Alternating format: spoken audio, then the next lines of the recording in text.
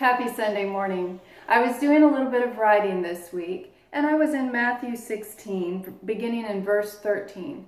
And Jesus was asking the disciples, doing a little bit of teaching. He knew where he was headed with this conversation. And he was asking the disciples, who do people say that I am? And they gave him an answer, great prophet, teacher. And then he asked very pointedly to the disciples, who do you say that I am? Peter spoke right up and said, you are the Messiah, the Son of the living God. Jesus commended Peter for his confession, for that belief, for that faith, that this truly is the Messiah that has come, sent by God, foretold by the prophets.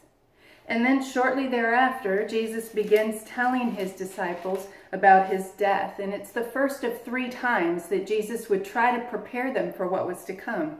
They still didn't get it.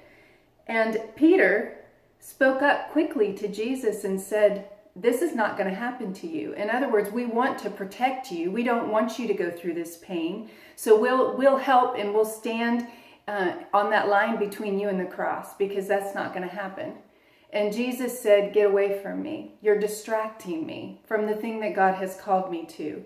And Jesus knew that ultimate sacrifice was what he was called to.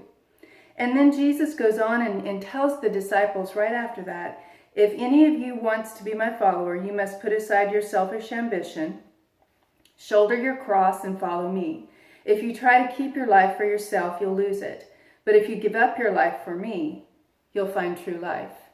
Jesus was setting the example, and he was saying, a great leader gives everything, is completely committed to the cause. And he was about to give his life. And he said, follow me, be like me. You've got to put aside your selfish ambitions. You don't do what you want to do. You do what's best for the cause. You shoulder your cross, which means you walk through that street with the cross on your shoulder, heading for the place of crucifixion. There's no turning back. Everybody's witness to it. And you give up your life. Your life is not your own. It belongs to the one you are committed to. Nobody likes a half-hearted leader. Women don't want to follow a husband who only half-heartedly loves them. A church doesn't want to follow a pastor who is only half-heartedly committed to them. A team doesn't want to follow a coach who's only half-heartedly there. And we as Christians need to be not half-hearted about our commitment to Christ, but fully committed, wholeheartedly committed. I was thinking about Joan of Arc, and I read a little passage about her, and this is something she said as she stood at the position of giving her life at the stake. And this is what she said: one life is all we have, and we live it, and then it's gone. But to give up what you are and to live without belief is more terrible than dying. Even more terrible than dying young. She was 19. We have to ask ourselves, what are we committed to?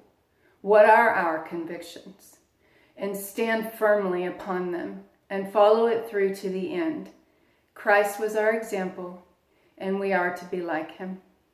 I hope you have a great week, and I will see you next week.